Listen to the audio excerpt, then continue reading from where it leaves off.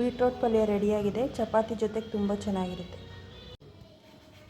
Beetroot ಪಲ್ಯಕ್ಕೆ ಬೇಕಾಗಿರೋ ingredients: ತುರಿದಿರೋ beetroot, tomato, ಹಸಿರು ಮೆಣಸಿನ್ಕಾಯಿ, ಈರುಳ್ಳಿ, ಕಡಲೆಬೇಳೆ.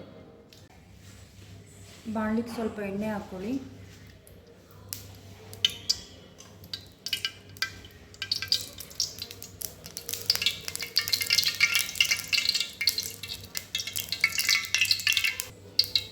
ನಂತರ ಇದಕ್ಕೆ ಸಾಸಿವೆ, ಸ್ವಲ್ಪ ಕಡಲೆಬೇಳೆ ಸ್ವಲ್ಪ ಚೆನ್ನಾಗಿ ಫ್ರೈ ಆಗಬೇಕು.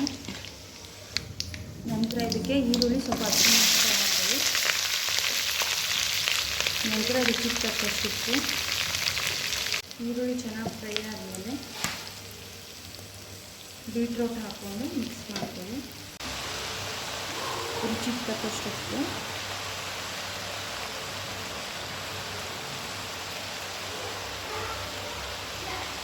ಟೊಮೊಟೊ ಹಾಕ್ಕೊಂಡು ಫ್ರೈ ಮಾಡಿ.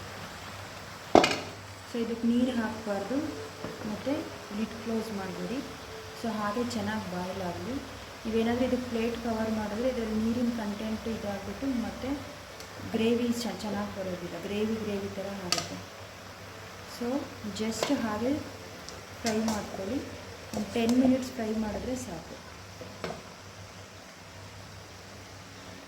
ಬೀಟ್ರೋಟ್ ಪಲ್ಯ ರೆಡಿಯಾಗಿದೆ. ಚಪಾತಿ ಜೊತೆಗೆ ತುಂಬ ಚೆನ್ನಾಗಿರುತ್ತೆ.